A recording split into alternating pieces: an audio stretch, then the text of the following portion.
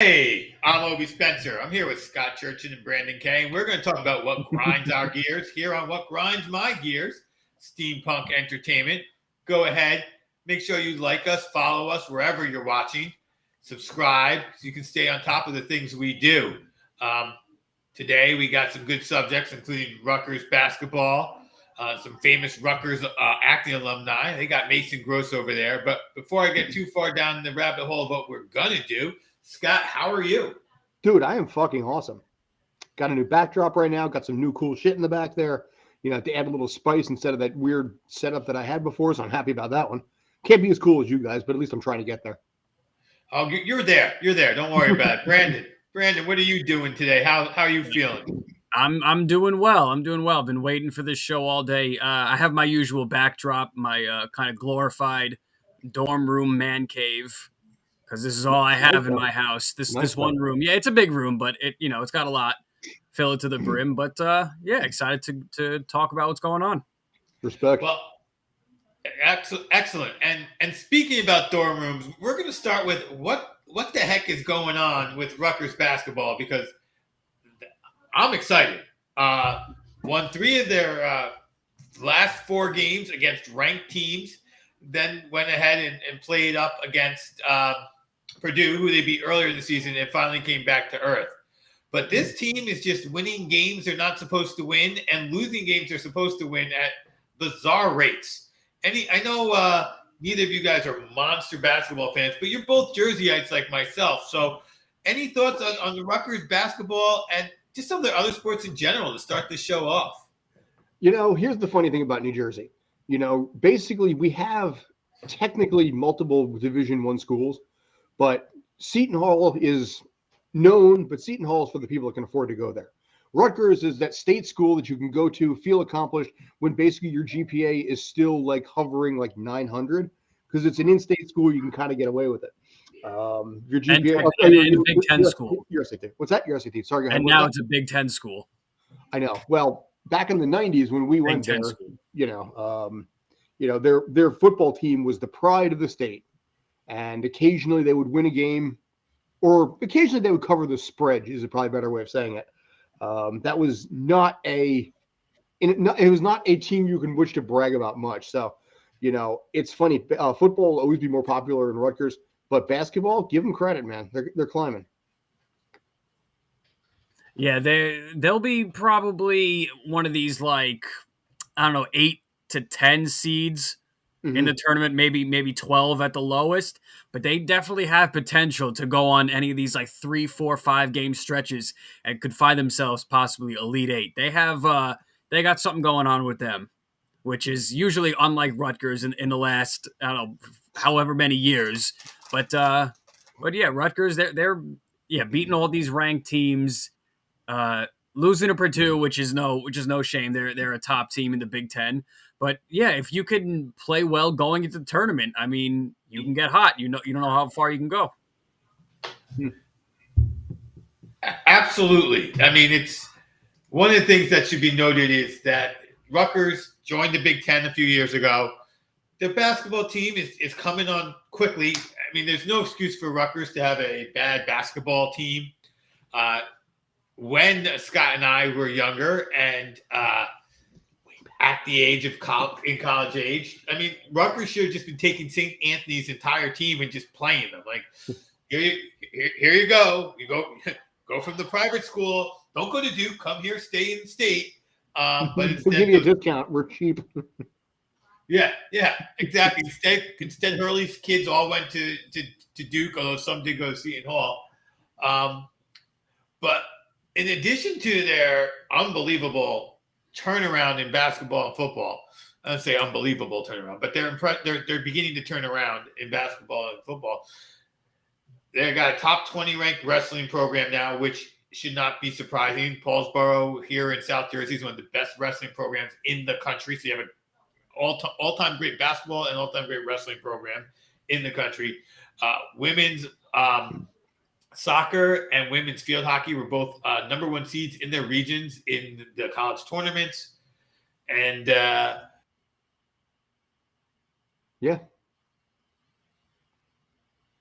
in in the sports is knowing that it's not going to fully pay back, and President Holloway is backing that up. But well, they now have the access to the Big Ten money, the Big Ten funds. That's where it is.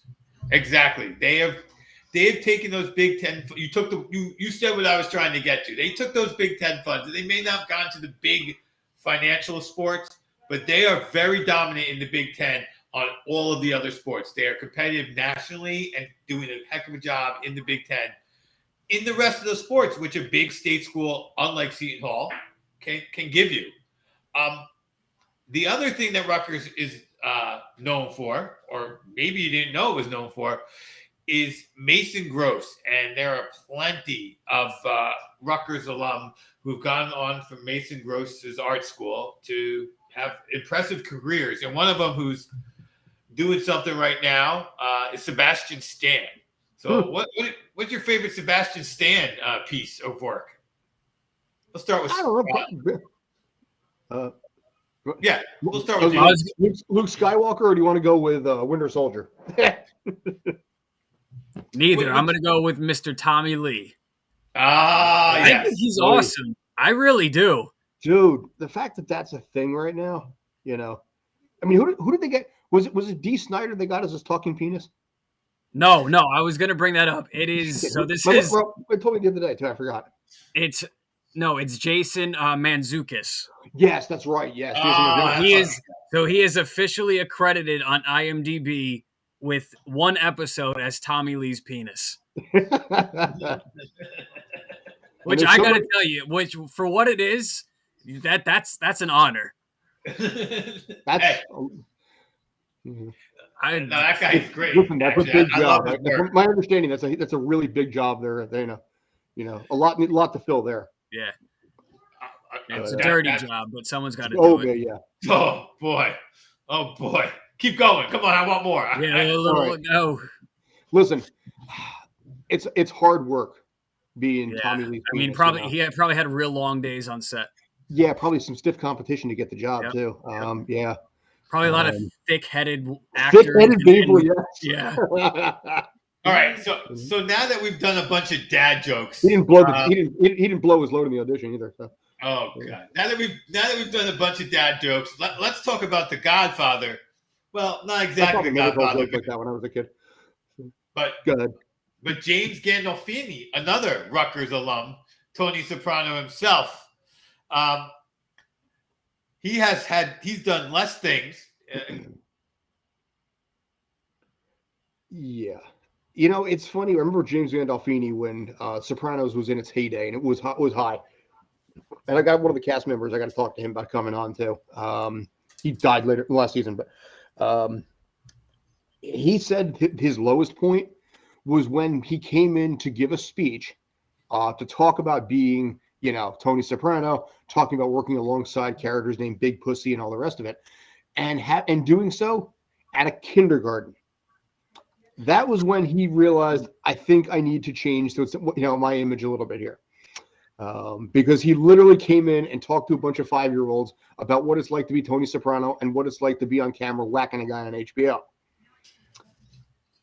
But, I think that's more of a disservice to like the school or whoever put that together. I mean, look, if you were to paid or whatever, asked to show up and you did what you were going to, that shouldn't be on you. That should be on them. They put you in that crap situation. I'd be like, all right, Timmy and Sally, listen up. This is what happened. To me, that's on the school. It's on the teacher. Like, Mr. G, when you strangled that guy with piano wire, did you really kill him? No, but he did pass out a couple of times from that. Yeah, I mean, he's doing his job. He's telling them what happened. Yeah, I don't exactly understand how James Gandolfini ended up in a kindergarten classroom to talk about The Sopranos. I mean, that is a strange thing, unless it was his kid or. If anything, that should have been like an overall assembly. Gather up those kids in the cafegimatorium and you tell them about it. Hey, we had a little theater in high school. Yeah, it was called Little Theater. Well, I didn't get theaters till like junior high and high school. Same here, yeah. Up till that, it was the cafegimatoriums with a big dividing wall that you could. God.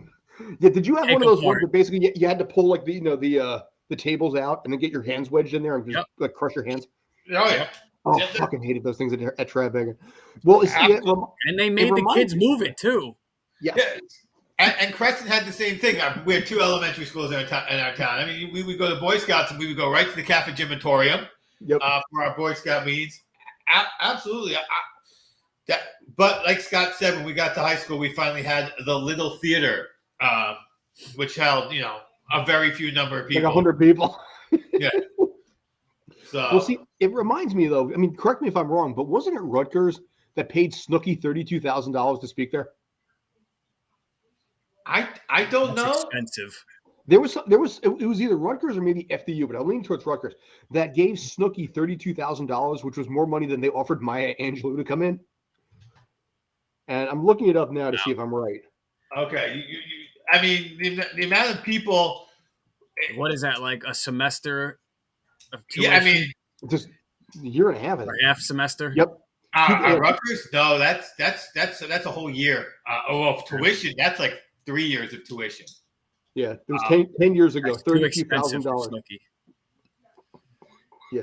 And so now, I mean, at a school like Rutgers, that's interesting because it you say it was more than they paid Maya Angelou, but there's so many different student body things going on, different schools within the school. Like Maya Angelou might have been asked to volunteer by the English department, while Snooki was paid by some student organization. So it's really hard to know where that was. Here's basically what I'm looking at right here, and this is Hollywood Reporter. The fee is $2,000 more than Nobel Prize-winning author Toni Morrison was receiving to speak at graduation on May 15th. More than 1,000 people came to the university. More than 1,000 people came to the university to hear Snooki speak Thursday. Among the pearls of wisdom she dispensed: study hard, but party harder. Wait, you had people. This was a paid ticket admissible event. I don't know, but she got paid $32,000 to show up to basically tell the students, make sure you party harder than you're studying at the college she's currently being paid to be at. Well, I mean, again, So Maya Angelou, Christ, fucking hate Jersey Shore. It's all right. So we see Toni Morris is being paid by the graduation committee. She's probably also getting an honorary doctorate, which she has enough of already. She probably doesn't care about that. But that's the thing. Now, Snooki could have been being paid by the senior class party fund. Like literally, there's so many orgs at that school that you don't know who's paying who what, and whose budget they're relying on. Yeah, I know. I see your point, but being paid with Big Ten money. So what do they care? Well, not 10 years ago. That was not 10 Big Ten. That was 10 years ago. Yeah. Well, that was Big East basketball money. Yeah. But yeah, it just for whatever reason it triggered that in my memory. Going from James Gandolfini to back to Rutgers again. Sorry about that. So. No, we came from Gandolfini to Rutgers because Gandolfini was one of the many folks who graduated from there. On a slightly smaller scale, we have Ally McBeal star Callista Flockhart. Do you remember who Callista Flockhart was?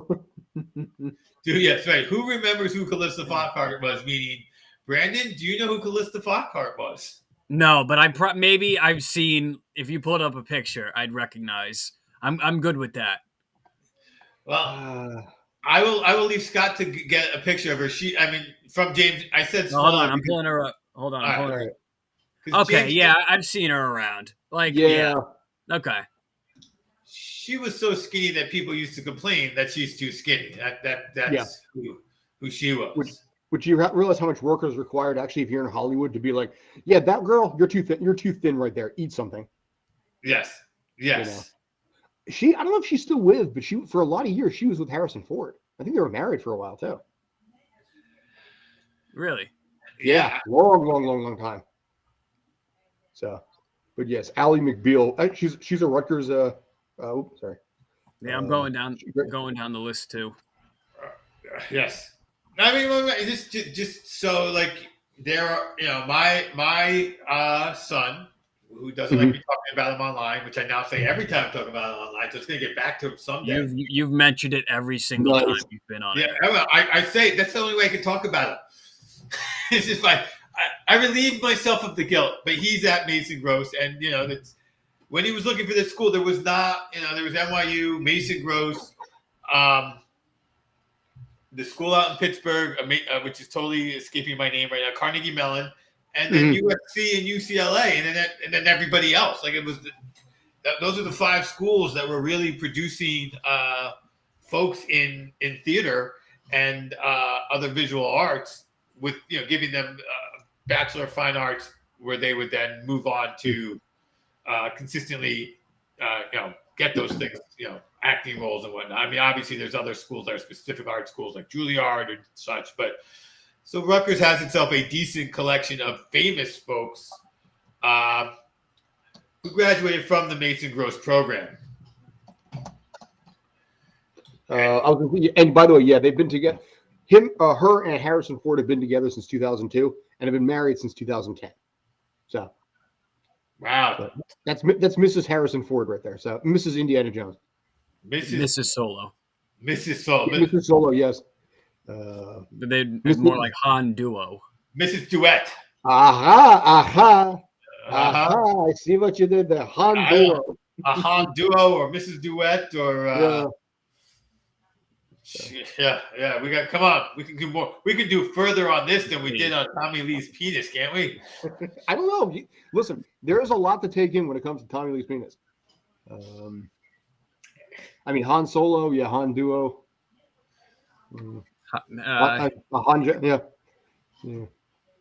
Indiana Joneses, Mrs. Yeah, keeping up with the Joneses. Yeah. I got nothing. Oh, he should have showed up in the commercial as Indiana Jones. That would have been cool. Dude, he has a 5th movie coming out. Do you realize that's been in the works for a while now? No, they're fucking filming this thing right now, and I'm just like, filming it now? No, not in and it? Apparently it's tying into, if my understandings are correct, socially relevant issues, which roughly translates to they're going to basically destroy the legacy of this character. No, why? He's always been into they're going to recreate the insurrection, and he has to go in and save people from the insurrection. I don't know. But, I mean, here's the thing. Harrison Ford's like 80-some years old. If he's going to be playing Indiana Jones again, I mean, listen, it was hard enough and painful enough to see him in 2007. And that was 2007? That was 15 years ago, that last one, yeah. Oh, yeah, 2007 was Crystal Skull, when they nuked the fridge, but wow. And then, at this point, they've got another one coming out. And he's, like I said, he's 80-something years old at this point. So, yeah, I don't know. I shake my head, yet I'm still going to go see that shit. Actually, I'm sorry, he's 79. He's turning 80 this year. So, what could be socially relevant that Indiana Jones needs to go after? Nazis. He's always gotten after Nazis. Is that still? Well, I guess. Well, yeah. No. The last one was Soviets, if you recall, and then of course there's Mola Ram too. All right, so we're going to send him to Iraq this time? Well, if they're doing a time jump, we're just getting closer. Something in China. Here's the thing: if they're doing a time jump again, basically keeping like they did with Crystal Skull, where it was 17 years later. The way the math kind of works out. That would bring it to probably around 1974, 75. So, I mean, civil rights would be a part of that. Women's, the Now organization, Gloria Steinem, I think would probably be pretty big in that. So, I don't know. That's the best thing I can think of. Disco. God. Indiana Jones and disco. Dude, I am all for disco. I am not going to see Indiana Jones in a discotheque. No, but the best part about the Indiana Jones movie will be the horrible Harrison Ford interviews he does, because he is like the worst guy in the world. No, but he's really like he's almost got that Bill Belichick thing where it's like I don't even want to answer this, but he comes off more like an asshole. But as someone who really likes Harrison, I think it's hilarious, and it really works for him. It works with his persona. Especially now, he's old as shit, so it even works more. I mean, not to mention just being the stature that he is.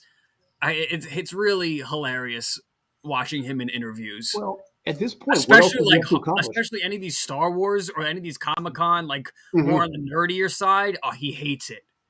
despises these conventions. Yeah, right. I mean, you're right. Like, Mark Hamill's like, keep me alive through all 3 movies, and if you're going to make more, I'm in. And Harrison's like, killing me in the first one is the only way I'm coming back at all. You kill me in that one. And then they brought him back in episode 9 anyway, in a dream sequence sort of thing. Right. Like, here's more money than Scott's going to make in a year of acting for you to do one scene, please. Basically, yeah. But I mean, here's the thing: the sequel movies are not canon. What's called expanded universe is the actual canon. So Darth Titus, the clone of Palpatine eventually being killed, but Anakin Solo and all that kind of stuff. Yuzong Vong, that is your actual canon, not the stuff that Disney put out. I think most fans will look at it that way. Well, the only people who hate Star Wars fans more than Star Wars fans are nobody. Like, whatever. Star Wars fans, we're like self-hating fans. Yeah. Well, everybody who, and look, we did this last week on Brian. When you start going down the Star Wars rabbit hole, every Star Wars fan has shit that they just fucking hate about Star Wars. It's like it's the only way. Dude, went off on that, man. Like Marvel movie MCU fans are like, well, I don't like the Dark World. It's not that good. Star Wars fans are like, that fucking shit was ass. Except for Clone Wars. Clone Wars, 95 times out of 100, the series gets a free pass because of the fact that it's basically the best Star Wars that they've got. Well, whatever it is, all I'm saying is every Star Wars fan has something they hate. But I'm going to bring this back to Rutgers for a minute because we talked about where Rutgers sports was now. We talked about some of the actors, but I just want to talk about some of the great actual athletes that came out of Rutgers. And I'm going to start with what I think is the greatest Rutgers sports product. And product's probably the wrong word. But Carly Lloyd. Mm-hmm. And I know, Scott, you're a soccer fan. And Brandon, I don't know where you come in on soccer, but I mean, she's an American icon. Any thoughts on Carly Lloyd, Brandon?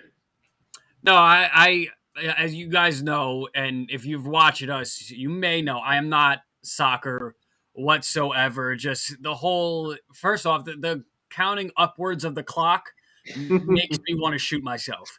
Can't stand that. And it's slow for me. I get people saying baseball is slow. Soccer is slow. Mm-hmm.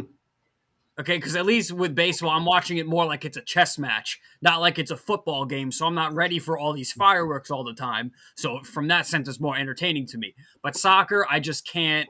It's just too much. It's all these countries with all these leagues. They play any day of the week. There's no structure. The whole FIFA, the scandals with them. It's just I can't. I have no emotional attachment to soccer whatsoever. That being said, I am opposite as in terms of giving credit to the soccer players, especially American soccer players, and more so the women than the men. So Carly Lloyd and all the women, respect to them. They're doing a great job. Men step it up. Men step it up. Maybe I'll be attached to you. Jersey representing that one too. But yeah. I mean, as far as soccer goes, I get where you're coming from. I mean, soccer, much like hockey, you score 2, you score 3, you got a damn good shot of winning. 3 especially. Basketball, it's funny. With basketball, the hard problem I have with basketball is the fact that you can score 100 points and still lose. That's my biggest thing right there. But as far as soccer goes, I mean, listen, Carly Lloyd is from Jersey, from Delran, I believe specifically. And I mean, in this case here, so in your mind, that's the number 1 athlete of all time out of Rutgers? Out of Rutgers, I think it's pretty hard to top Carly Lloyd. I mean, because I think it's hard to top Carly Lloyd from an international sports perspective to begin with from the USA. So she's up there. I mean, you could take maybe one of the twins on the McCourtney twins. They're pretty good, but I think Lloyd's better. I don't know of any individual athletes who have been great out of Rutgers. Overall, of course, there's Alexi Lawless out of Rutgers, another soccer player. Todd Frazier went to Rutgers. Todd Father. Yeah, actually, Jeff Frazier too, the brother. Nobody remembers Jeff Frazier. Well, yeah. So to me, I think she's the best we've had so far.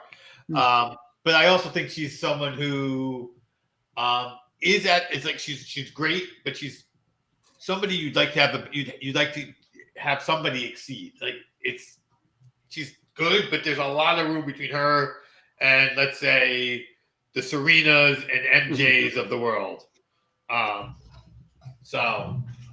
But Scott, you mentioned basketball and scoring 100 points. I know our boy Brandon's got some things to say about the All-Star game, so we're gonna switch gears to that for a minute. I mean, the MVP had half of Scott's magic number at 50 points for Curry with 16 threes. But I know it wasn't the game that got to you, Brandon. So we're grinding gears on the show. We're going to change from our main theme of the day and let you. Hold on, I got to get props for this. I'm so. Yes, get into his zone. It's not even props. It's not even props. Not even props.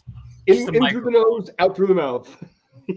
No, okay. First off, I know this is a hot topic and a lot of people are all up in arms about it, and I'm split on the dunk contest. So you guys, I do know Obi personally, so for him winning at that and seeing a New York guy win it, that's great. But in terms of the contest itself, it was terrible. It was really, first off, other than Obi, who I still think is more of an in-game dunker than a dunk contest dunker, the other Jalen Green, Cole Anthony, they couldn't reach the rim. They couldn't reach the rim. And honestly, my favorite part of the whole contest was the fact that Cole Anthony was dunking in Tim's. Get a little New York represent. I thought that was great. But then the dunk contest, other than that, the old Saturday night, I had no problem with. But then we get to Sunday, and again, the game, look, it's the All-Star game. Yes, they're going to put up 300 points, and especially now shoot it from 85 feet across. Like, that's what they're going to do, and play 40% defense up until the end of the game. That's not going to change. I don't have a problem with that. It's all this extra fluff Hollywood crap that they have to add to it. You know, with all these DJs and these performances, and you have, I think it was like the halftime show where DJ Khaled comes out and he's yelling into a microphone at the top of his lungs. It's like, yeah, Cleveland, they said I wouldn't be here, but now this is my third time. Give it Lil Wayne. And then he's just got his Justice League of rappers come out and they're all yelling into a microphone. Another one. He's getting like coming off this, you know, beating the odd story of how he's now performing at the All-Star game. My kindergarten teacher said I couldn't read, and now I'm performing here 3 times. Bro, like, we get it. And it was so cringy. And then they had before then, in between the first and second quarter, they had this, like, newlywed trivia game where they had Steph and Ayesha Curry against, I think it was 2 Chainz and his wife, I don't even know her name, with Gatorade. And these stupid questions is like, whose personality is more like Charles Barkley? You know, like who's more likely to stay in and order a pizza in their onesie pajamas? It's like, dude, like, I want to watch whatever crap basketball you're going to give to me. Just don't bring it down. You're making it cringe. Like, and it draws a lot of people away because I was looking on Twitter, and I usually don't do this. But, like, I was, and people were just not happy at all. And it was just. Yeah. To that point, I'm just going to go to the dunk contest. I did not watch it. And then I just saw Twitter just railing on the dunk contest. Like, all I saw on Twitter that night was just, railing on the dunk contest. Railing on the dunk contest. Yeah. But the dunk contest for me, as I said, it's been done for since Griffin jumped over the car. You have to be a really high level basketball fan to know these guys who are in the dunk contest most of the time. Like, we don't always know who the best in-game dunkers are because you could be a good in-game dunker, but if you're only scoring 6 points a game on 3 slams, because that's what you do, it's still not going to really necessarily make the highlight reel. So then you come to the dunk contest and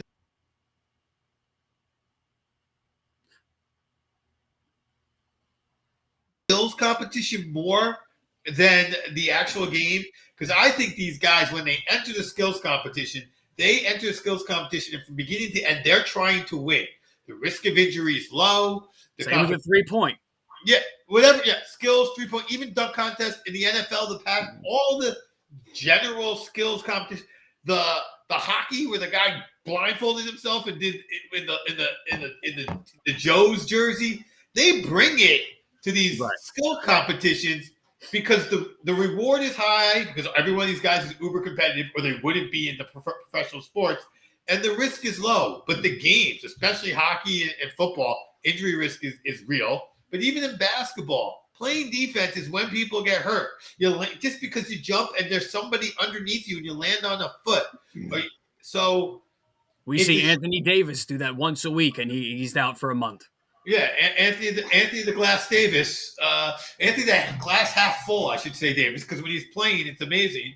But every time, for me, every time Embiid falls down, I'm like, no, the glass is empty because it's broken. Yeah, I don't want to see that in the All-Star game and my guy go down. So it sucks that the dunk contest is horrible. But I did see a tweet, and I'm not going to get it 100% right, but it was like NBA players should do this at the NFL at the NFL All-Star game, and NBA and NFL players should join the dunk contest after what Myles Garrett did in the game. Here's the thing. If you notice, I got 2 points when it comes to the NBA All-Star game. One, it was prime time. And two, if you remember the NFL Pro Bowl, it was in the middle of the day. So that right there tells you something. One is at a prime time spot going up against the Olympics, by the way. And we're like, we can hold our own against the Olympics because nobody gives two craps about that anymore. And also the Pro Bowl was in the middle of the day. Basically, if the Pro Bowl was better, that would have been prime time as well. That's number one. They also don't market it the same way they market the All-Star Weekend as one of their, 3 or 4 marquee event/weekends of the year. You have opening night, maybe opening night, but you're certainly Christmas. You have the All-Star. Yeah, basically, you have Christmas games. You have the All-Star Weekend. Lottery night for off-season stuff. Draft night for off-season stuff, and then your playoffs. But for the NFL, every week is a week. It's a big deal. The world revolves around week 1, week 2, week 3. In the NBA, it doesn't revolve around that. Like with the Pro Bowl, the way it does with the All-Star. What you were talking about there, as far as the NBA All-Star game, having the newlywed game, and it's about trying to turn it into more than a game and turn it into an all-night event. Well, that's not going to be it. I don't need to see 2 Chainz and Steph drink Gatorade. It's still pretty much worked anyway, because people will endure all of that to get back to the game. And as a result, you can drag out the ratings a little bit longer and get a little more ad revenue that way by putting in a bunch of filler that most people don't like, knowing because the payoff is going back to the game again. And they can have you deal with that stuff. They can have you sit through all this kind of stuff that you frankly don't give 2 craps about. But in turn, what will end up happening is you're like, okay, second quarter, I'm back in. They know how to do just enough to keep you from leaving. Yeah. But it's one of those things, too, where with the All-Star game, you can see spectacular plays that you're not getting in the game. You can't. What are you going to do at a Pro Bowl? Throw a pass, run out in the middle of the field, and just jump in the air and do some twirl and just keep running? That doesn't make sense. Yeah. But you can do some kind of crazy alley-oop. And even if you miss, big deal. It's still exciting to see the attempt. You know what I think would be great for the Pro Bowl? And just humor me, just run with me on this one. Give me two players, one AFC, one NFC, that have almost a larger than life persona, not just on the field, but off the field persona. OBJ is one of those guys, and I'm trying not to do quarterbacks. Kittle. George Kittle. Okay. But I was saying, that's same division though, right? Yeah. Oh, okay. Yeah, if we're gonna go, give me an AFC. Mahomes, Patrick Mahomes, somebody that has a large Instagram and social media following. You got OBJ going up against Patrick Mahomes in Madden, and they can't use their own team. You watch that, you suddenly landed all the kids that follow them to see who they're going to root for. And now you're opening up the whole esport aspect of viewership. The whole. You could. I would rather that than You know, You know, I some mean, here's some the thing, bullshit can't- Pro Bowl actual football they game. have to use. I mean, it doesn't. Maybe do it like an all Madden. Wait, game wait. on all If, players. They could play Pac-Man. It would be more entertaining. Yeah, if you went to EA Sports, they would build those teams for you. Like they would take you have them draft the guys who get voted. You steal the NBA's draft. You make EA Sports is in on it in 24 hours. To turn around, they'll have the teams built, and then you could have. that's all they do with the new games anyway. Right, and then you could have of the guys you drafted. You could have you could have everyone play a quarter, or you could have the game set for 10 minutes. And you can have 4 or 5 games played with the same team with different players playing. You could do a whole lot with that, and I think it would be more interesting and get that young crowd that you're talking about, Scott, all the time into sports. Yep, you'd make more money. You know how much money that would pull in? You could, on surface, it might be like, oh, gimmicky. They're playing video games as, professional athletes that, bro, do you know how much money that would rack in? And take it a step further. Let's not just do 2 sponsorships, endorsements out the wazoo.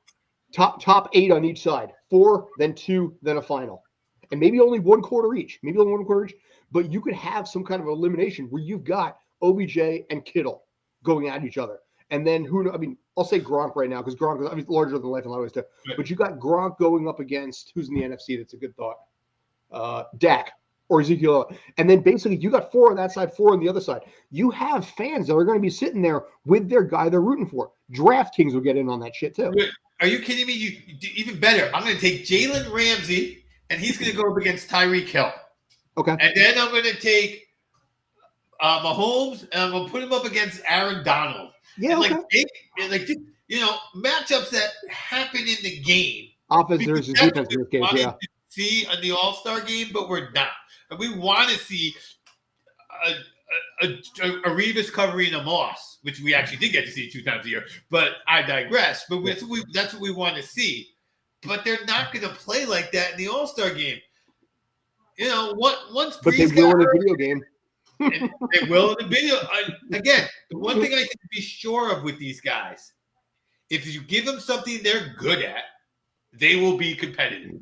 They're not going to turn their competitive juices off. Now, if the guy can't play, then the guy can't play, and you lose the fun. But you get guys who can play because they're if you take 2 rosters of all-stars plus the alternates, you would find enough guys to at least have 3 on each side who played the game for real and have played it their whole life to relax. And now all these kids that are coming out of college, they're from the video game era. Mm-hmm.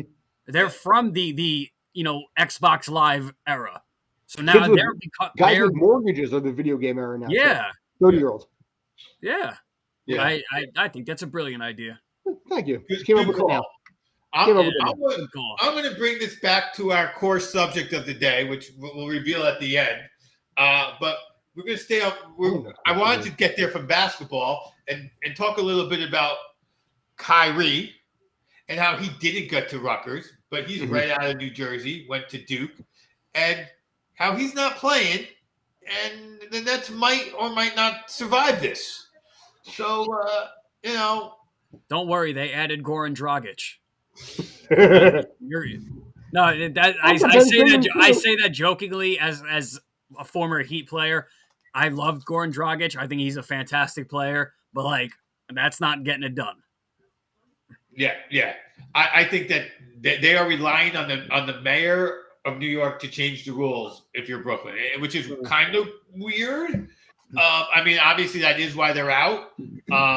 Obviously Harden was like, yo, if you're not going to get a shot, I'm not going to play with you. And now Harden's the bad guy. But I mean, I'm pretty sure essentially if you're not going to try, why am I going to try? We already know I'm a quitter. And we already know these are 2 guys who have well, you quit. That beard looks better in a Nets jersey, though. I'm sorry. What? He looks better in a Nets. Harden looks a lot better in a Nets jersey than he did and does in a Philly jersey. I'm sorry.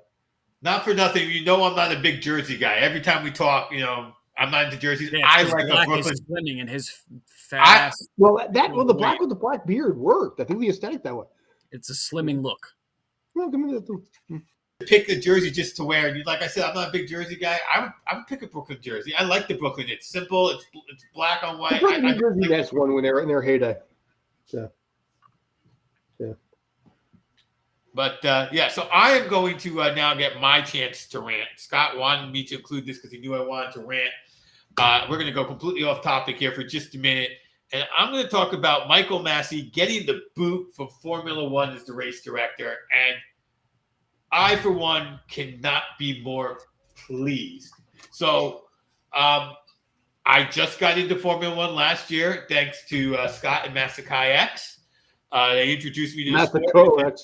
Maxico X. Yeah, I can't even pronounce his name. Come on, let's be nice to Lawrence over there. Lawrence, yes. By the way, has a great singing career. I should have talked about that. Yeah, I should call him Lawrence. That's how I know him, actually, Lawrence. The rest of the world doesn't. And Brownie Points with your kid, too. Yes. So he gets me into Formula One. I watch it. I'm getting the sport. I understand. And the sport is going on. And all throughout the season, calls are going both ways to the two guys who are competing for the championship. And it's all kind of like washed in the wash. And then you get to the end, and this one guy, Hamilton, has the lead, has the race wrapped up, and an accident happens. So now everyone has to come together. And without fully understanding the rules, I felt like the way they restarted this race, it just didn't feel right to me that they made it a one-lap race, but they knew the cars weren't set even. So I was like, okay. And then as opposed to like the Super Bowl where we had some calls at the end of the game, but that's kind of died down in terms of, okay, everything that was, and there was the equaling out on the two bad calls. No, this thing just kept going and going. And the more I learned about what happened and understood the history of the sport, the worse I felt about what I saw. So what they did is they let a bunch of cars pass the in between guys who have been lapped, in between the guy who was first and second competing for the championship, Hamilton and Verstappen, and they let them go out past the safety car so they can remove the safety car to have the one-lap race. What they didn't do is there was another bunch of guys between Verstappen, who was in second, and Seitz, who was in third in the race, and they didn't let those guys come out. And although in terms of the championship, if Seitz had all that matters where Verstappen and Hamilton ended up, in terms of that one race, Seitz wanted to win, and he had been having a great season. So he would have been in the position to attempt to get into first, which of course affects both how Hamilton, who just needs to defend second then, and Verstappen, who still needs to pass Hamilton, would have raced. And they did not let those other cars pass. There were other options. They could have red flagged the race if you wanted to do a one-lap race, in which case Hamilton could have changed his tires and evened up his situation with Verstappen. Bunch of different things could have gone on. But instead, he just let it go. And he did it because he's allowed to hear from the coaches as it's going on.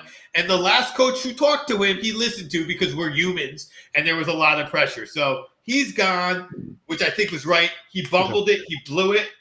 And they've changed the rules now that the coaches cannot talk to the race director during the race. So I think F1 got that much right. I'm not a guy for changing what you saw. I hate that they, what they did to my boy in the Tour de France. I saw Lance win all those races. He won all those races. I'm happy that Bonds keeps his record. We know that he was on juice, but he hit those home runs. Are you okay with Houston then? With Houston, I'm okay with Houston. Okay. I'm okay. They punished the team, but they kept the win. I saw that with my eyes. I'm okay with Bonds, not Lance Armstrong. Bro, you're riding a bike. You don't need. What do you need roids? You're like, that's not a sport. You're on a bicycle. Get out of here. Everybody, get out of here with that. You know why they had race walking is a sport. Just on that fact alone, just because you're right, you don't need get out of here with that. First of all, it wasn't steroids. It was EPO. It was blood increasing his oxygen, his blood efficiency on oxygen. But number two, everybody he beat could not be given second. Who had been in second place could not be given the win because every single one of them had also been caught doping. So there was no he wasn't cheating against guys who weren't cheating. The guys who were racing had their own set of rules, and the guys who ran the race had a different set of rules. Clear as day. We're the competitors. We all agree, take this drug. You're the organization. Screw you. You don't have to ride for 22 days straight, 1,500 meters up in the air to low oxygenated areas where the only reason the road exists is so people can ride up it. And then throughout the rest of the year, these roads, like a good 10 of these hills that they ride up in the races are only for people to ride up to say they did. I rode up the same hill, and I'm like the guy who wants to do it, so I'm not making fun of them. I just rode up Alpe d'Huez. What was up there? The top of the hill. That's the race up. Good job. No, so I will defend Lance. I mean, Lance was a dick about it, but Lance did what everybody else was doing. So and then you had to scam the whole country into your Live Strong bracelets. Like, get out of here. Hey, shove it. If it wasn't for him, Peter LaFleur would never have won that matchup in dodgeball against the Purple Cobras. Okay, I have an Average Joe's jersey. Average Joe's is the thing because of Lance Armstrong. Thank you very much. And we wouldn't have had that great hockey shot in the hockey, all because of Lance Armstrong. Exactly. Thank you. If not the worst aged cameo in the history of movies. Dude, and like I said, I got the Average Joe's jersey, but it's so funny because you look at that movie, and first of all, the fact that movie came out 18 years ago, which was clearly a different era when you think about it. But yeah, that is one cameo that has not. There's a lot of actually movie cameos that are like, especially in today's culture. There's a lot of things you look at. You're like, yeah. Right. Depending upon your point of view, Home Alone. Half the country thinks it's probably great when the other half is like, yes, there's just tons of cameos. But I think as a What's whole, the problem with Home Alone? Oh, they left the kid home alone. Well, I mean, Dyfus can be called problem. Like that, sure. No. The cameo problem is Trump is in the movie. Right. The cameo, right. Like I said, that divides the country. I'm not. Well, the second one, he's more of a masochist. The first one, the kid's just defending his house. The second one, he's just kicking the crap out of them. Yeah. But hey, listen, don't forget, there were 4 more Home Alone movies after that. So yeah, I'm all for leaving the kid at home.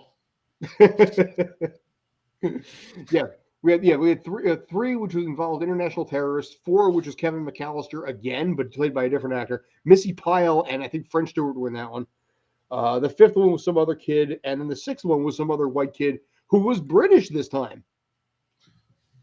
British. He went from white American, I'm not gonna lie, white American, British American. Because Macaulay was in the first 2, not the third one, right? No, that was Raja Gosnell. I forget who the little kid was. Though. Right. Okay, I remember I didn't know there was 4, 5, and 6. Yeah, and here's the thing: 5 had Malcolm McDowell and Ed Asner in it. Do you realize those 2? You got them in that? The 6th one had. Wait, does Malcolm McDowell come in and try to hit the kid with the giant penis? I think it was I think it was that Ed Asner movie where he was really Tommy gruff Lee's and where Ed Asner was gruff and grumpy. Maybe it was that. I think yeah.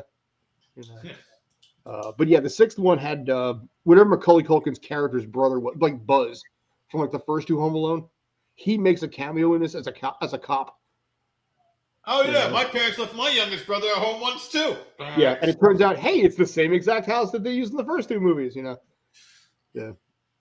Yeah, I really had no idea that there was a whole second trilogy. Dude, they just released number 6, I think, last year on Disney Plus, and trust me, they are going to milk that teat as long as possible.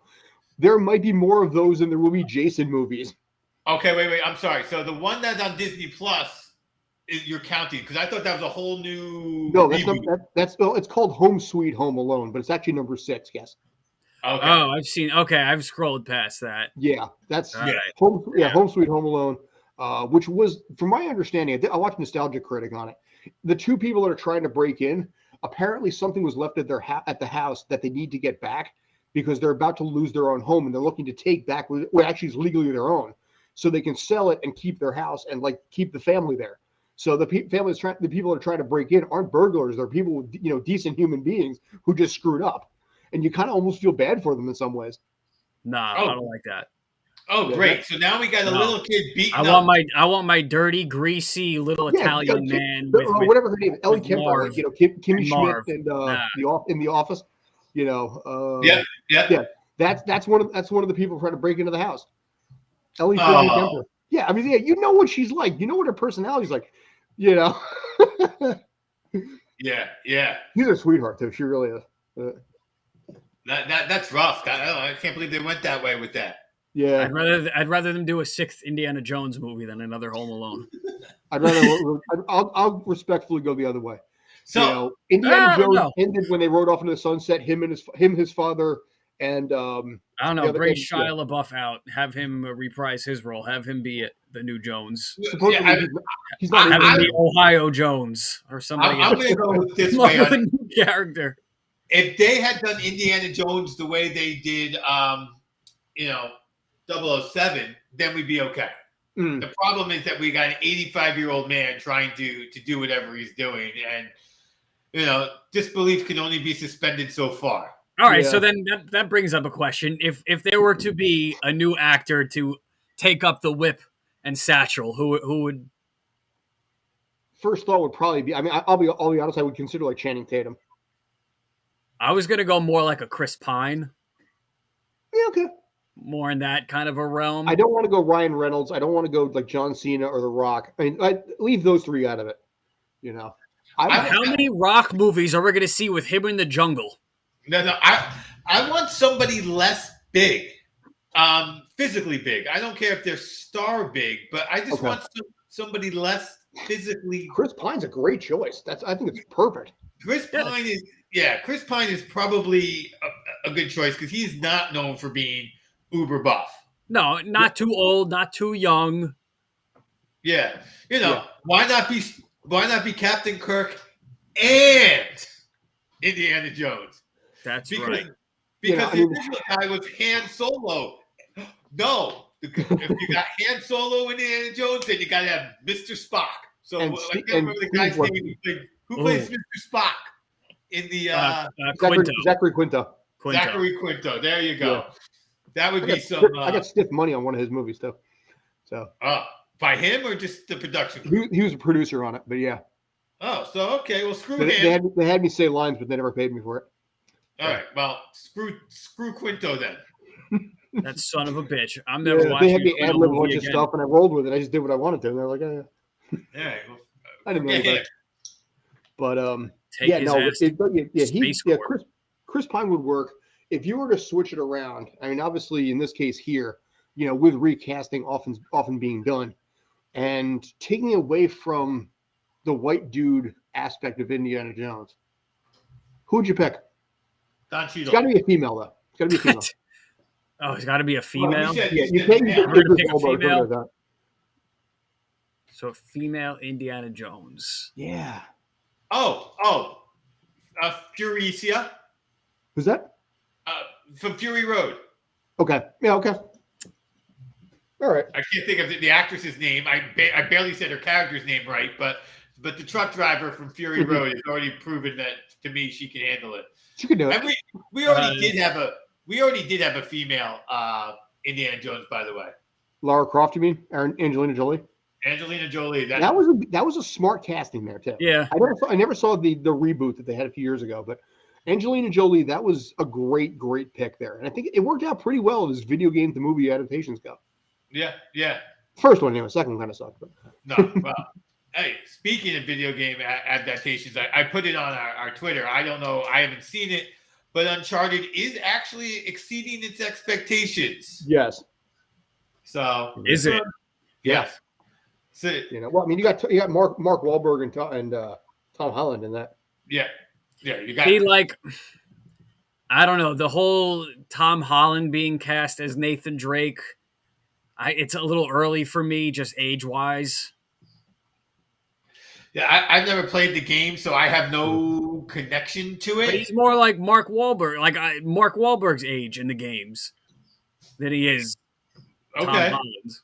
I'm surprised they haven't done The Last of Us. I would have figured that would have been The show is being made. That's true. Yeah. With Pedro Pascal. Pedro He's gonna Pascal. That's right. Yeah. Which show? The Last of Us. The game. Oh, okay. By the way, Yeah. speaking of show, I don't know if you guys knew about this. The Lord of the Rings show on Amazon, which is being crushed, by the way, by the fandom. and also by a lot of the scholars of Lord of the Rings because of what they're doing with a lot of the characters, the way they were explicitly written. The budget on that, and that's on season Oh one, my is expected to gosh. be $650 million. That is higher than the GDP of like 4 or 5 different countries. It's going to be the most expensive season of TV ever made. And the funny thing is, by the way, I have the extension on YouTube that allows you to see the dislike bar. You can't do it anymore, but you can get an extension to pull it down. The YouTube trailer has more dislikes than likes on it, and you can't even see what they are without the extension. So there's no way you can hate bomb this thing because you don't know how many dislikes. They're not even allowing, unless you download the app, and I did. And as a result, it's like 95,000 likes to like 106,000 dislikes. So it's pretty close, but it's more than 50% dislikes because the fandom are literally quoting a line from Tolkien and said, something about right when you run out of ideas, evil exists when you basically can't create something new. You just refurbish what's old. And it just ended up being this huge copy and paste job, and everybody was just going nuts for it. Well, yeah, I mean, and it's supposed to take place pre-Hobbit, pre-Fellowship. 2,000 years, yeah. Right. Is that even pre-Rings? Yes. Yeah. The rings have not been forged yet, I don't believe. I think that this is going to be like the rings forge kind of origin. Yeah. But the way they've rewritten some of the characters, the way that they've done sort of the things that a lot of the fans, like I said, are pissed off because you don't mess with the nostalgia factor and what's written and basically what's been written very, very heavily in this case by Tolkien. And boy, if you ever read the Tolkien books, man. Oh yeah, the fan base there is of a particular style. They may be worse than Star Wars fans. Well, here's the actual line. Evil is not capable of more pretentious. It can only distort and destroy what has been invented or made by the forces of good. That was the Tolkien quote. And that is the quote that keeps getting copied through the comments all the way down on the Rings of Power YouTube trailer. So in September, it's going to be real interesting to see what happens here. But that might be a $650 million complete flop. Well, did the Game of Thrones prequel get canceled yet? I keep hearing it like it's going to get. Yeah, it did. There's 100,000 signatures to change to redo season 8. Now, I've never seen I've never seen Game of Thrones. I know for a fact Game of Thrones is not something I've indulged in yet. Okay. I know for a fact that people vehemently hated season 8. Yeah, and I know they saw a Starbucks cup. Well, that's about it. Well, first of all, listen. The guys who did Game of Thrones got lucky. Don't forget, these are the guys who sewed up Ryan Reynolds' mouth when they did the Merc with the Mouth, right? So the first 6 seasons, they had books written by somebody else to go from, and they did a great job. And they copied like 80% of it. And they did a good job of what to trim, a little bit to add. They did a good job. And I'm a guy who read like the first 3 of this, 2.5 of the 4 books. And then when the books were done, now the real Game of Thrones nerds will tell you there's a problem with the timeline, and that's why he can't finish the books, is because he's got everybody spread out and he can't bring them together. So that's a problem that they have. And so that's what they tried to solve, and they did the last 2 seasons, and they just invented time travel, essentially. They invented time travel. People were moving from place to place, and at times it didn't.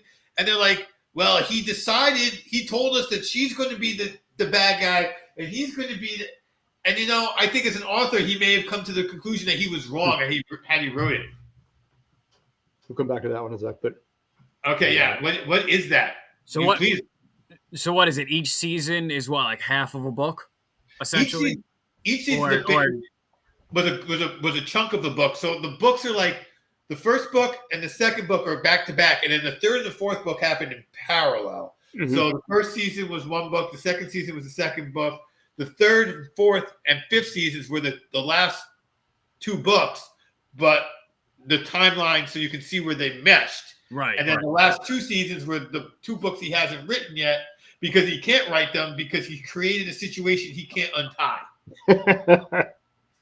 So I think I'm just doing other things and collecting my money, and I'll let the movie guys just destroy it. But these were not guys who I think were, their previous history was not successful. I mean, Wolverine origin story was not a great movie.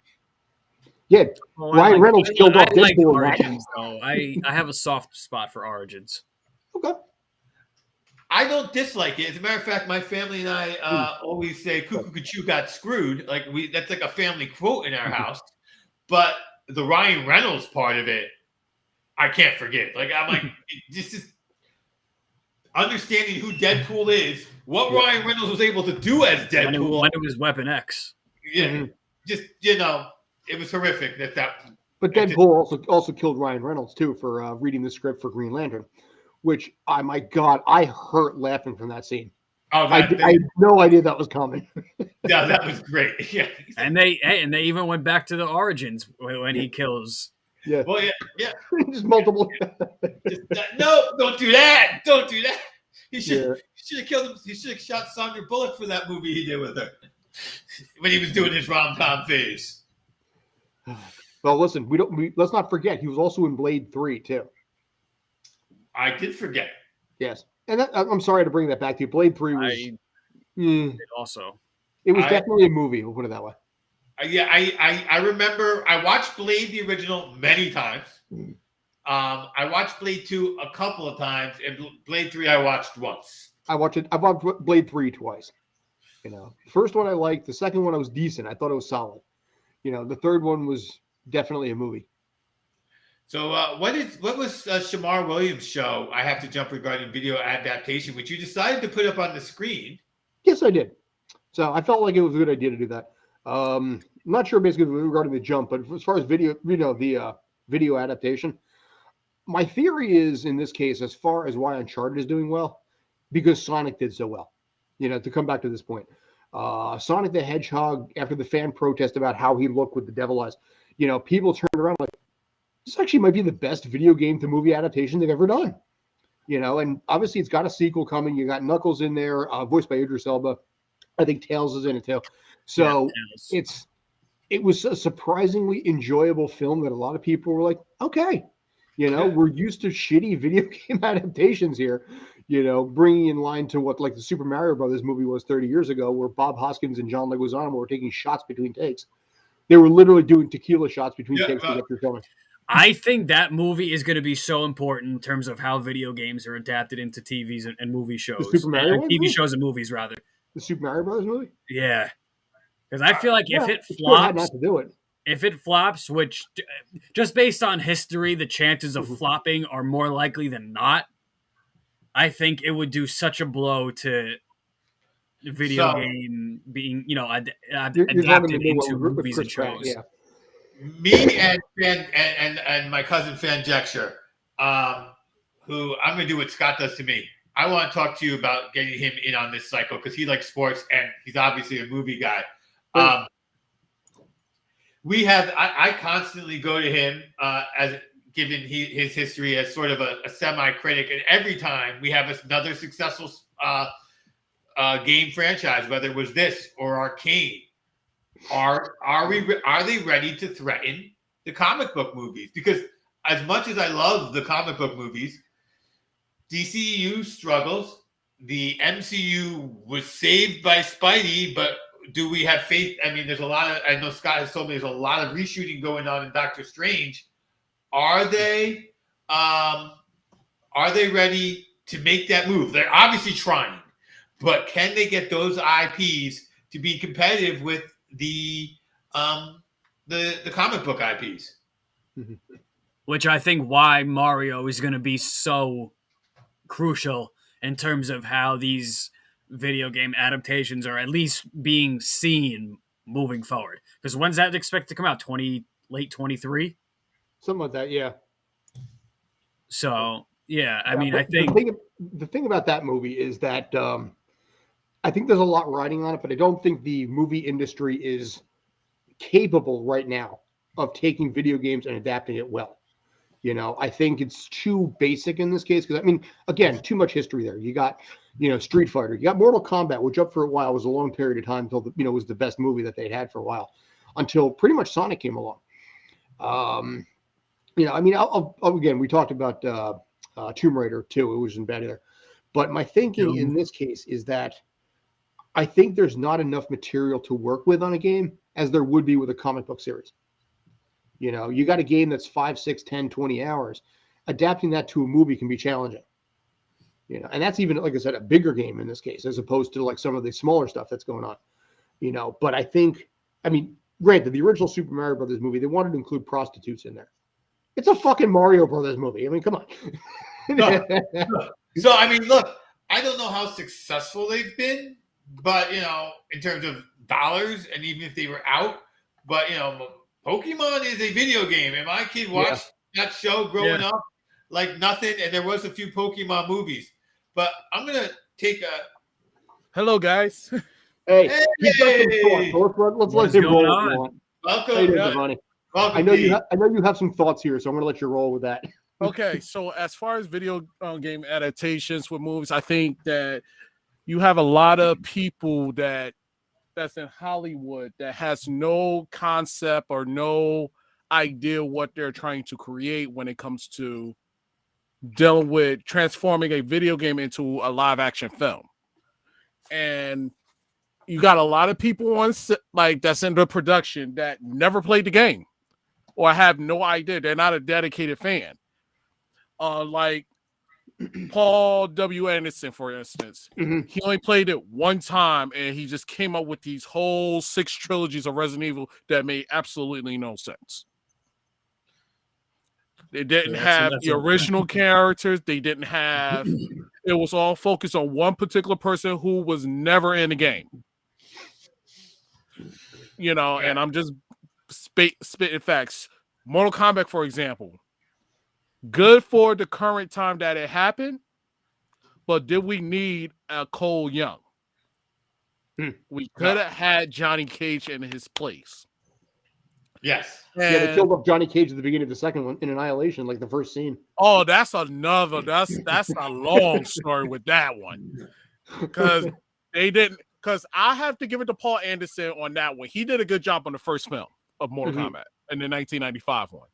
But when it came to part 2, he left because there was some contract disagreements, the whole 9 yards with the film. The cast is gone from that one.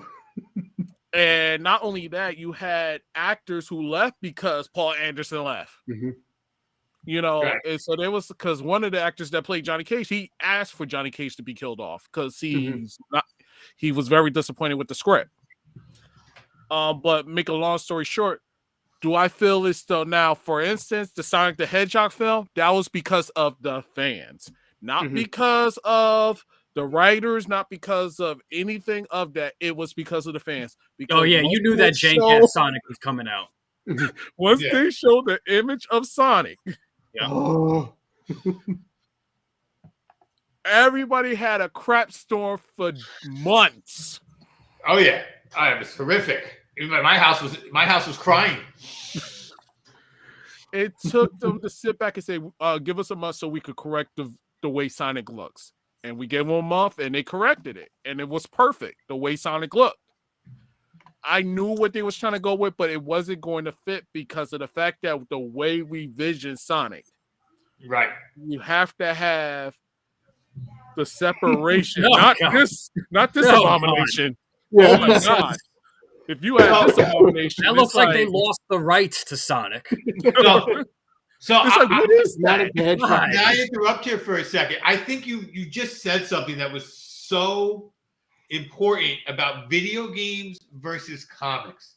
Can't even look. In comics, it's drawn and it's one image at a time. Boom, boom, boom. But in video games, it's already been animated. So we have a much closer attachment to what an animated Mario looks like, what an animated Sonic looks like, what an animated character in any of these things look like, where it's not just a bunch of freeze frames. Scott, you got your sign language. Giovanni, you're going to agree with me 100%. And I'm going to use one word out there: anime. Yes. You know, because you look at some of the adaptations that came, and Dragon Ball is the first one that comes to mind right there. You know, there are entire essays that have been written by college students as theses about why that didn't work. You know, and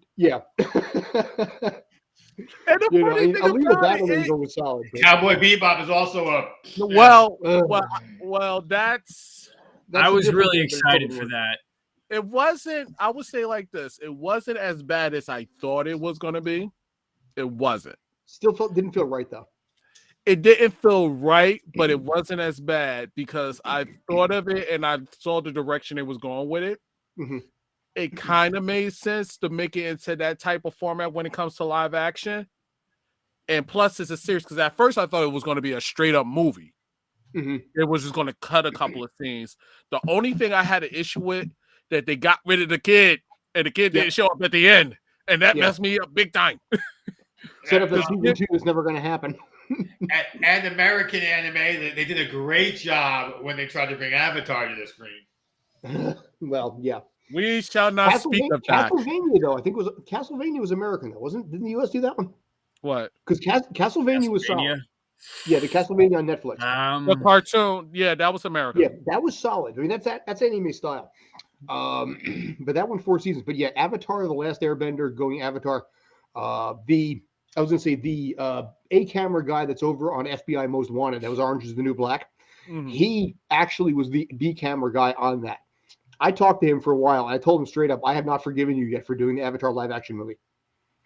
And you can't really blame them because I didn't blame the camera work. I blamed the choreography. Yeah. The choreography was horrible. It felt like it literally actually looked like a dance routine than what it was supposed to be, which was martial arts. And besides saying Aang, they said Gang. And if you was gonna do it right, and it had nothing to do with the I really can't blame M9 in some credibility. I couldn't blame him on it. I totally blame M Night. I mean, that's why I point at aspects. I'm not saying he's not to blame, but I said in some aspects, yeah, you should have put your foot down and said, look, if I don't know how certain things are, don't put your foot in that project. Anything, like whether it's adaptation, like to me, there's a couple of video games that could be. Oh, sorry. No, I was going to say, so basically you're saying the biggest problem now is the disconnection between video game writing, movie writing, and how to blend them together. Mm-hmm, mm-hmm. Correct. Right. Okay. Because you get Hollywood people that don't get the source material. Yeah, because right.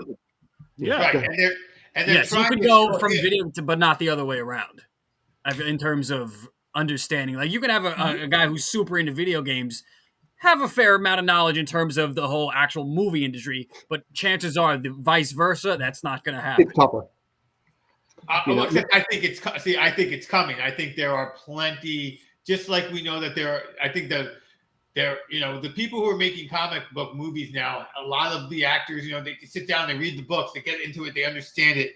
I think we're going to have a place, and that's why I think you're 100% right, D, and I think that's why we're seeing the improvement is the people involved getting more and more exposure and natural exposure. And like, I grew up on these video games, and these are now franchises that have been around 10, 15, 20 years. Like Assassin's Creed wasn't that bad, but as a non-Assassin's Creed fan, I forgot about that. Yeah, a lot of it I just do. And they're still trying to hit all of the movie points, right? They're still trying to hit the 7, 8, 9 things that every movie needs to hit. The intro, the boom, cat on a hot tin roof, all the things that they're looking to hit. And they have to figure out how to squeeze a video game into that. And without the full video game knowledge in your heart, you miss it. You just miss it. And perfect example, Resident Evil, the new one that came out. Great fan service. Don't get me wrong. It's just you were out of your element. Characters weren't supposed to be like. I didn't mind the multi-racial change with the characters. I didn't care about that. What I had a problem was you didn't stick with the source material. You didn't stick with what the characters was all about. Chief Irons is a corrupt psychopath. Make him suck. Albert Wesker worked for Umbrella, not a spy to basically take something from Umbrella. You forgot about all the elements. The only thing I did kind of like about how they introduced the story with the girl with the girl with the chains in the movie, I did love that. but I think they could have elaborated more. It was more that they could have done with that film. Mhm. And like I told in my other podcast, I felt as though that it was a good start from what Paul S. Anderson did, but I still gave it a 2. It was it was good, but it could have been more. Yeah, well, here's the Yeah. thing. Like I said, the bar is being raised between. I think one of you guys mentioned Detective Pikachu. Oh, yeah. Adding that one, and also the Sonic movie, where a lot of I think maybe Hollywood is finally getting it that the writers need to have the knowledge of the material itself, and if they don't, then you come out with a half-assed product that gets more mocked and loses money. And at the end of the day, it's all about the paycheck, and you get these half-assed things. So the Super Mario Brothers movie. It's got Chris Pratt. Okay, fine. It's got Charles Martinet, which is a nice thing. I'm not sure how they're putting him in there, which I thought was a great touch. But a lot of people are going to be looking at this and comparing it to what the original one was, and also a general degree of trepidation about what video game to movie adaptations are. Yeah. You know, who knows? It might be great. Might suck though. D, go. No, I got no, something to say. You go. Okay, so what I was thinking about with the Mario, I thought it was going to be CGI, I heard, not live action.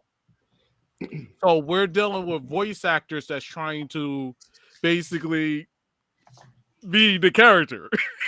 Yep. Can Chris Pratt do? Oh, it's me, Mario. Oh, Can he do that? I've heard the impression is impeccable I believe it. from what I've read. So I think he probably got practice from Martinet himself.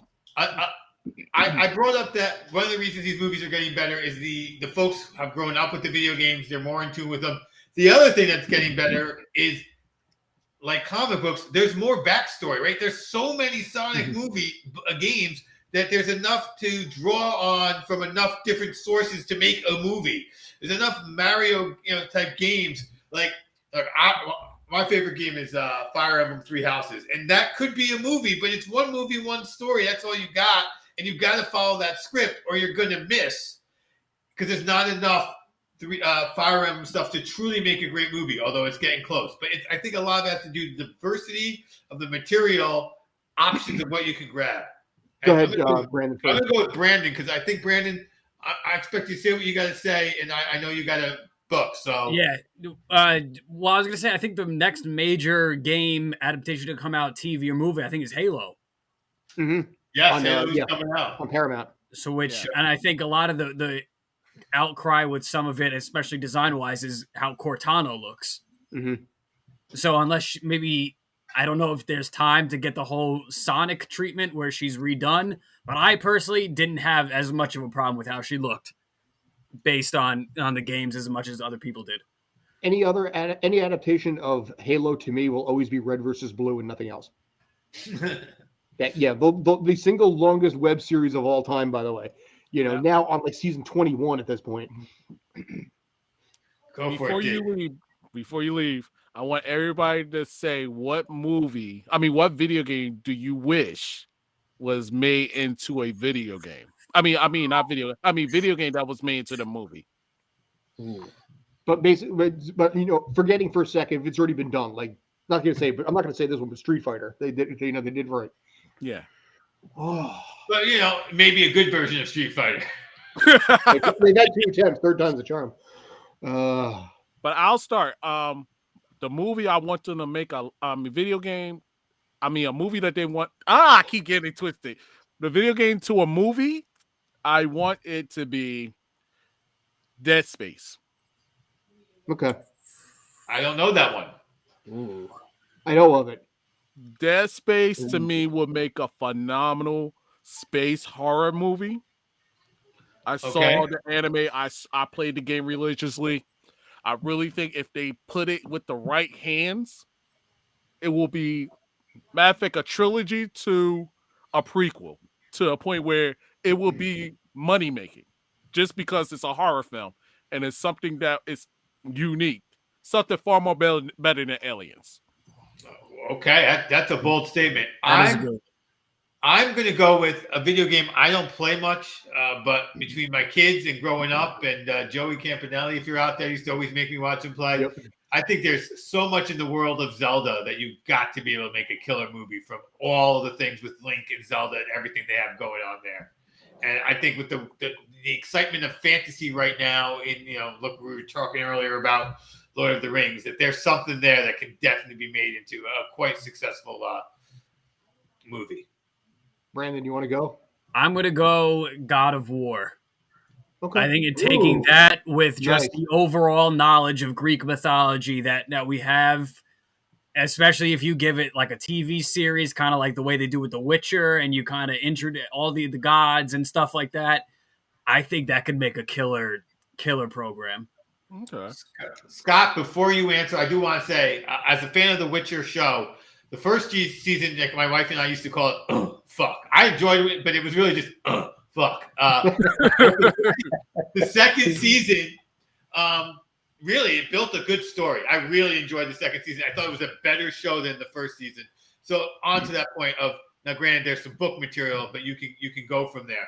But Scott, you're the last one here to pick a show. I've got 3 in mind, but I'm going to see. I'm torn. You got to pick one. No silence. Both of them are Tecmo too. I'm going to go in this case. I'm going to tell you them both. Ninja Gaiden was my first one that came to mind. All right. Rygar was my second. Rygar. The NES Rygar. That would have worked out really well because of it was a side-scrolling and eventually top-down scrolling adventure where you went in and basically had to use a shield on a whip, basically. And you just hacked and slashed across like monsters and basically multiple levels. It was mindless, but it was a hell of a lot of fun. So that one would work on the fantasy side of it. Ninja Gaiden's got enough source material there. I think with Jacchio and everything that goes on there, including the Ship of Doom, Clancy, there's enough to work with in that arena as well. The dark horse that I had into this one was actually going to be Contra, but I figured Contra's too close to Alien anyway that I'm like, that's not going to count. Yeah. And yeah, just the 2 tech ones. So, and the honorable mentions, it's 2 of them that I do have to say that should be Streets of Rage and Final Fight. Yes. Final Fight should be a movie. Yes. Final Fight. If you want to basically save Street Fighter, do Final Fight. Well, Final Fight was supposed to be Street Fighter 89. Yeah. That was supposed to be a spinoff of Street Fighter itself. And then, yeah. Okay, could you imagine the mayor of the town actually physically going out and kicking ass in a movie like that? That could be kind of fun. Hey. Because the 80s back then, but God, yeah. Awesome. It could work because we got King as the WWE King as mayor of Knoxville. So what the? Sure. There you go. But here's the thing: you got the damsel in distress. That probably wouldn't fly now, so you might have to bring in Maki, the Bushin Ryu female with the Tonfa from Final Fight 2. Okay. I know who you're talking about. Now, but as Streets of Rage is concerned, perfect. You got Adam Blaze, and Axel, I think.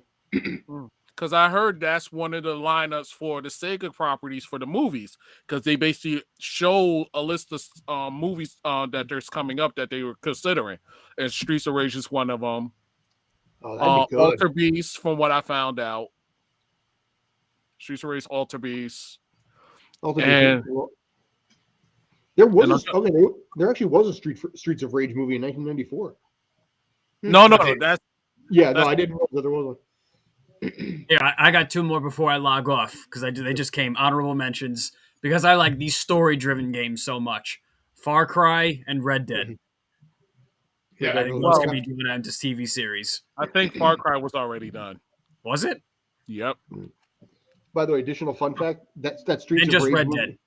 They just Red Dead. the Streets of Rage movie was directed by Danny Elfman's brother. I didn't even know Danny Elfman had a brother. Wait, they had a Streets of Rage as in Batman music. Danny Elfman. It was Elfman. the early mid-90s, 1994. Directed by Richard Elfman. Dick Elfman. God, I had no idea. Yeah, his brother's Danny Elfman. Brandon, I'm going to say goodbye to you. Yes, I'm signing off for the night. Yes, that's fine. We're probably pretty close also. Take care, brother. And it's good meeting you. You as well. We will be on Friday also. Friday again. Friday I should be.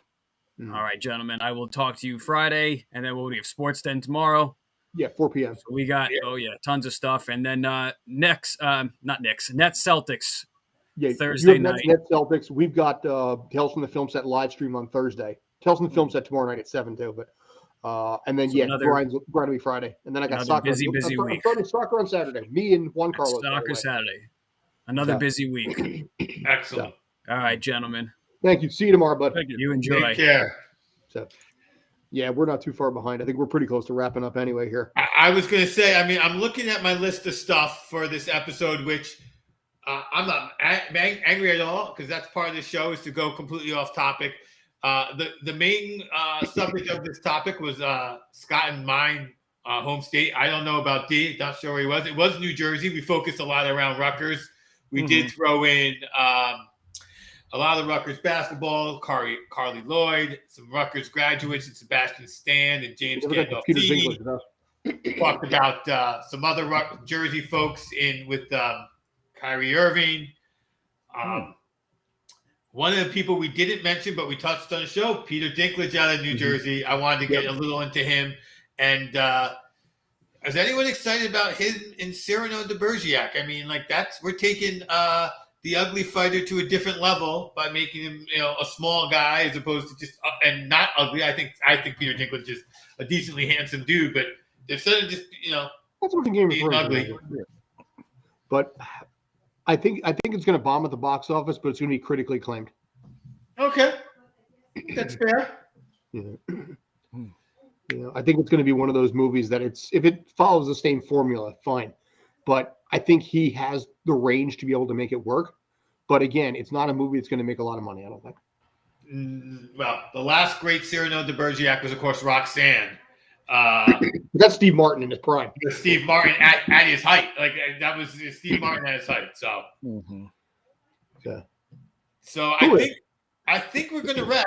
But before we do, D, what you got for us? Check me out on Instagram. I think basically he wanted to come on, basically just plug away, get those plugs in. So yeah, because Davion Bussey on Instagram, Davion Bussey on Facebook, Twitter, Shamal Williams. And so first, I want to thank you for letting me call you D, because it's Davion, but you're letting me off easy, and I appreciate that. Thank you. D is good. Yeah. Okay. Mr. Boosie is fine too. I think Yeah. Lord Boosie, yes, But I personally am going to be dropping another episode of no, not Tales. Garden That's Garden Hose this Friday. Ed and I still haven't talked about what it's like to be old and forget the name of your show. That's right. Old and Cranky. Can't remember the name of my old show, but Ed and I will be dropping our next episode on Friday. We'll be bitching about something.